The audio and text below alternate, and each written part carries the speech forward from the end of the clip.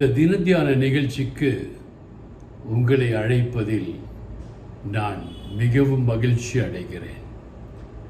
வேதத்திலே இன்று நாம் பார்க்க போகும் ஒரு முக்கிய தலைப்பு, ஜாதி இல்லை கிறிஸ்தவத்திலே, வேற்றுமை இல்லை கிறிஸ்தவத்திலே, ஒற்றுமை மட்டுமே இருக்கிறது என்று இயேசு சொல்கிறதை நாம் பார்த்து தியானிக்க போகிறோம்.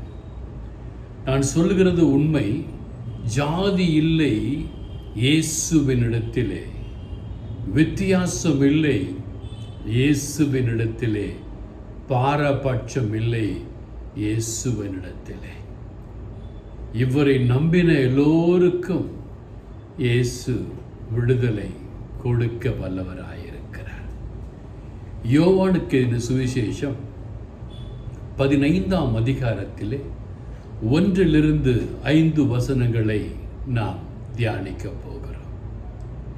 இந்த சிலுவையில் பார்த்தீங்கன்னா, இந்த மரம், இந்த சைடில் உள்ள மரம், இயேசுவின் திருவுருவம், ஆணி எல்லாம் அடிக்கப்பட்டு ஒரே இடத்துல இருக்குது. அதே போலதான் இயேசு சொல்கிறார், நானே திராட்சை செடி. நீங்கள் என்று சொல்லும் பொழுது ஆங்கிலத்தில் ப்ளூரல்னு சொல்லுவாங்க, தமிழில் பன்மைன்னு சொல்லுவாங்க. பலரை குறிக்கும். நீங்கள் அதன் கிளைகள். நீங்கள் எல்லோரும் இயேசு என்கிற திராட்சை செடியிலே கிளைகளாய் இருக்கிறீர்கள். சிலர் இலைகளாய் இருக்கிறார்கள், சிலர் கனி கொடுக்கிறார்கள். உங்க வீட்டில் ஒரு நல்லது நடக்கவே மாட்டேன்னா, நீங்க ஜெபம் பண்றது எல்லாம் கிடைக்கவே மாட்டேன் அப்படின்னு நினைச்சீங்கன்னா, ஒரே ஒன்றுதான். இந்த யோவான் 15ஆம் அதிகாரம் 2ஆம் வசனத்தை நீங்கள் வாசிக்க வேண்டும். ஆண்டவர் சொல்லுகிறார், கனி கொடுக்காத கிளைகளை எல்லாம் அவர் வெட்டி போட்டுறார். ஏன்னா அவங்க ஆண்டவர்கிட்ட இருக்க முடியாது. ஒருவேளை நீங்கள் கனி கொடுக்காமல் இருந்திருப்பீர்களே ஆனால் ஆண்டவர் உங்களை வெட்டி தூர போட்டிருப்பார்.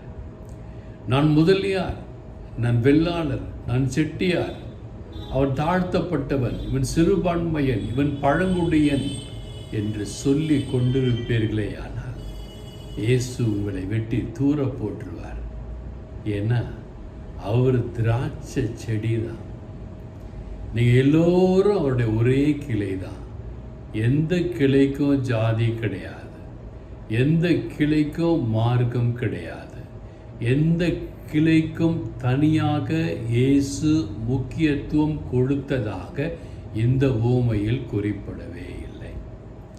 இயேசு சொல்றார், கனி கொடுக்காத கிளைகள், சரியா வளரல, பிரச்சனைக்குரிய கிளைகள், தேவையில்லாத கிளைகள் எல்லாவற்றையும் வெட்டி தூக்கி போட்டார். பாருங்க, 15:2 சொல்றார், என்னில் கனி கொடுக்காதிருக்கிற கொடி எதுவோ அதை அவர் அறுத்து போடுகிறார்.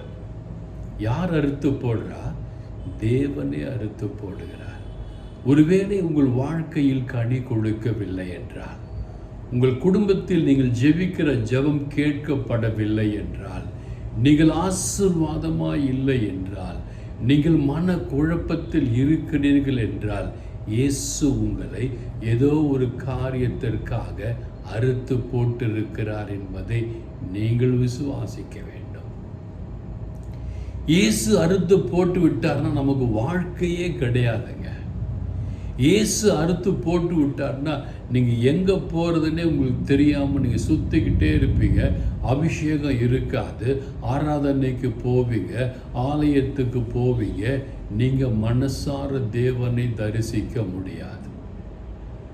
சில ஊழியக்காரங்க மத்தியில் பார்த்தீங்கன்னா, குருக்கள் மத்தியில், கன்னியர்கள் மத்தியில், நாங்கள் மலையாளிஸ், நாங்கள் முதலியாருங்க, நாங்கள் செட்டியாருங்க, நாங்கள் வன்னியர்கள்னு குருக்கள் மத்தியிலும், கன்னியர்கள் மத்தியிலும், ஊழியக்காரர்கள் மத்தியிலும், ஊழியக்காரிகள் மத்தியிலும் இன்றளவும் அவை நடந்து கொண்டுதான் இருக்கிறது.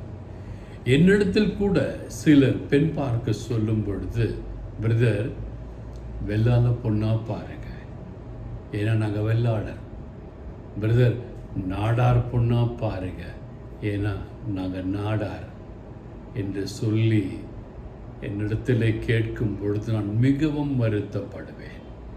ஒரு பெண் நல்லா படிச்சிருந்தாங்க, காலேஜில் லெக்சரராக இருந்தாங்க. அந்த பெண்ணை ஒரு வீடு பார்த்தோன்னு பிடிச்சு போச்சு, நிச்சயமான திருமணம் பண்ணிப்பேன்னு சொன்னாங்க. காஸ்ட் நான் கேளுங்கன்னு சொன்னாங்க. நான் சொன்னேன், சர்டிஃபிகேட்டில் போட்டிருக்கிறது இந்த காஸ்ட் என்று சொன்னேன். உடனே வேணாம் பிரதர், அது தாழ்ந்த ஜாதி. நல்லா கவனித்து பாருங்கள், தாழ்ந்த ஜாதி. ஆனால் அந்த வீட்டில் தான் கன்னியாஸ்திரி இருக்காங்க. அந்த வீட்டில் ஆண்டவருக்காக அர்ப்பணம் செய்யப்பட்ட பிள்ளைகள் இருக்கிறார்கள். அவங்க வேண்டான்னு சொல்கிறாங்க.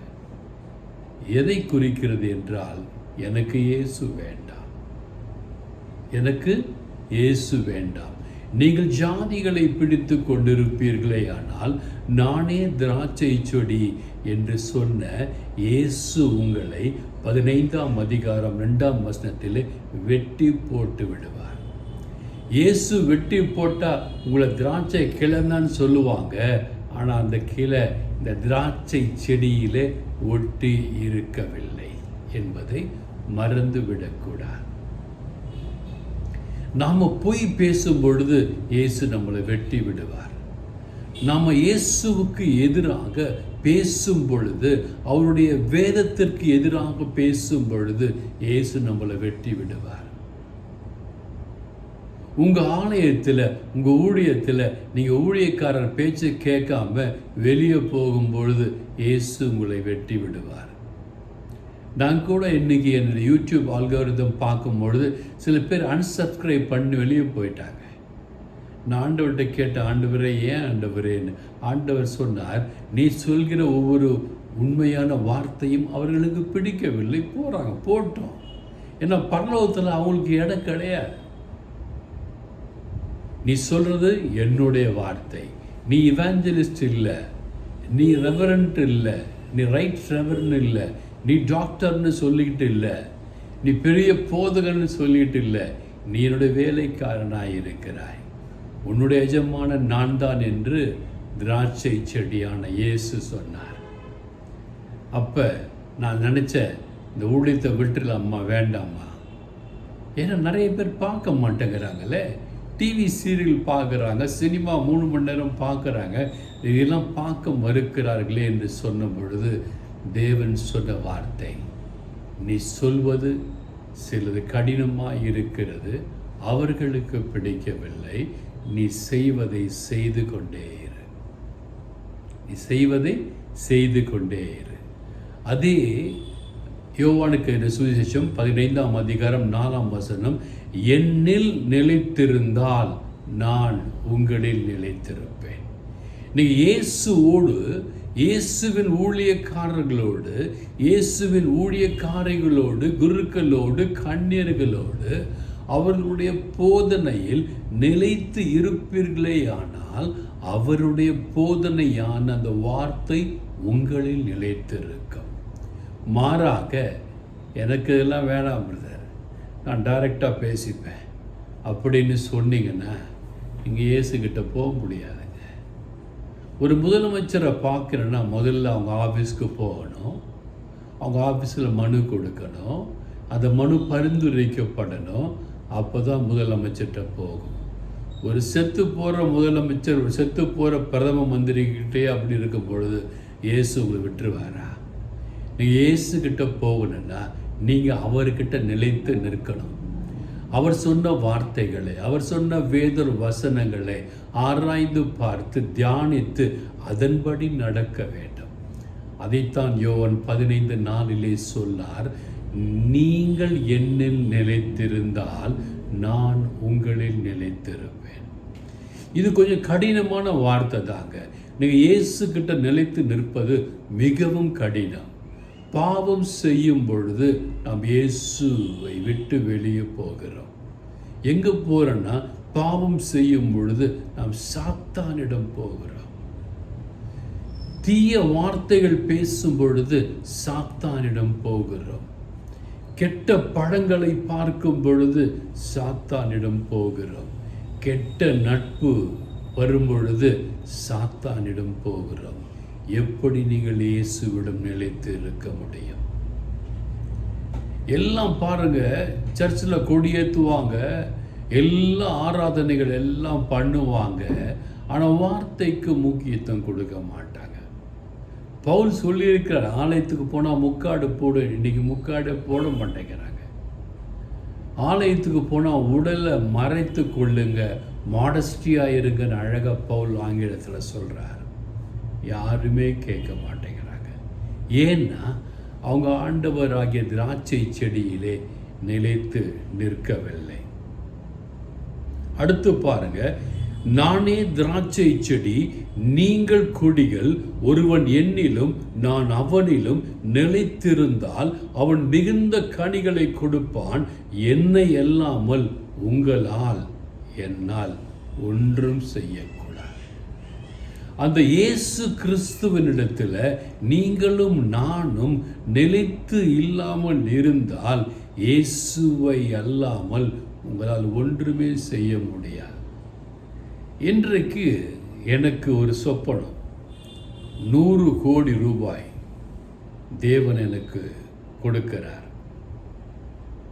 என்ன செய்ய? நான் சொன்னேன் தேவனிடத்தில், ஆண்டவரே எனக்கு வேண்டாம். ஏன்னா இந்த 100 கோடி ரூபா நீங்கள் என்கிட்ட கொடுத்தீங்கன்னா ஒருவேளை நான் உங்களை மறந்துடுவேன். இருக்கிறதே எனக்கு போதும் ஆண்டவரே, 3 வேளை சாப்பாடு, பிறருக்காக ஜெபிக்கிறேன், எனக்கு போதும் ஆண்டவரே என்று சொன்னேன்.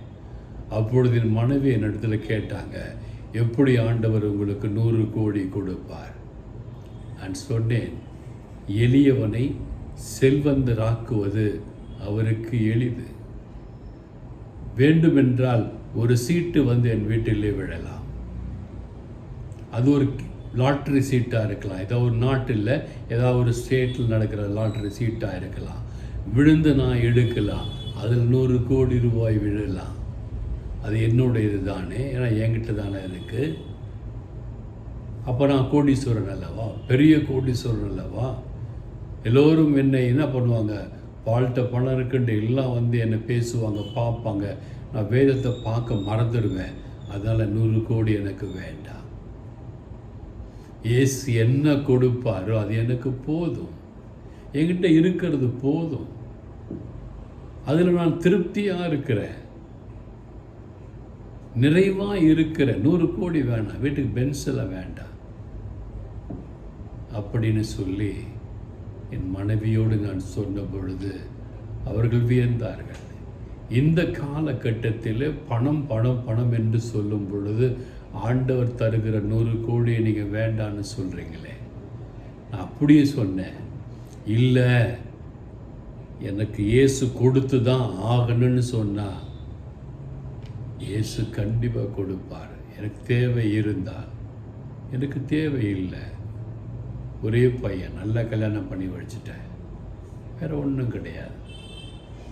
எனவே நீங்களும் இயேசுவனிடத்திலே நிலைத்திருங்கள். நிலைத்து இருப்பீர்களே ஆனால் நீங்கள் எதெல்லாம் கேட்பீங்களோ அதெல்லாம் இயேசு கொடுப்பார். இன்றைக்கு சொன்ன ஒவ்வொரு வசனங்களும் ஆணி அடிக்கப்பட்ட வசனங்கள், நீங்கள் தியானிக்க வேண்டிய வசனங்கள், உங்கள் உள்ளத்தை சோதித்து பார்க்க வேண்டிய வசனங்கள். இயேசுவின் வசனத்தை நீங்கள் எங்கெல்லாம் எடுத்து செல்கிறீர்கள், இயேசுவின் போதனைகளை எங்கெல்லாம் போதிக்கிறீர்கள் என்று சிந்தித்து பாருங்கள். இந்த வசனங்களை கேட்ட உடனே தயவு செய்து லைக் பண்ணுங்கள், ஷேர் பண்ணுங்கள். சப்ஸ்கிரைப் பண்ணாதவங்கெல்லாம் போட்டோம், வெளியே போட்டோம், அன்சப்ஸ்கிரைப் பண்ணிட்டு போட்டோம், சில போகிறவங்கெல்லாம் போட்டோம். ஏன்னா நான் எல்லாரையும் ஆண்டவர் இடத்துல கொண்டு போக முடியாது. ஆண்டவர் ஒரு நம்பரை கொடுத்துருக்கார், அவங்கள மட்டும்தான் நான் ஆண்டவர்கிட்ட கொண்டு போக முடியும். அந்த பஸ்ஸில் எல்லாருக்கும் இடம் இருக்காது, அந்த ட்ரெயினில் எல்லாருக்கும் இடம் இருக்காது. இயேசுவை நம்பி இயேசுவை நிலைத்து இருப்பவர்களுக்கு மட்டுமே அதில் இடம். பரியாசக்காரர்களுக்கு அங்கு இடமில்லை. எனவே இயேசுவை நம்பி இயேசுவை சொந்த இரட்சகராக ஏற்றுக்கொண்டு நீங்கள் இருப்பீர்களேயானால் நீங்கள் எல்லாம் நல்லா இருப்பீங்க. உங்கள் குடும்பம் நல்லா இருக்கும், உங்கள் பிள்ளைகள் நல்லா இருப்பாங்க, உங்கள் பேர பிள்ளைகள் நல்லா இருப்பாங்க. God bless you all.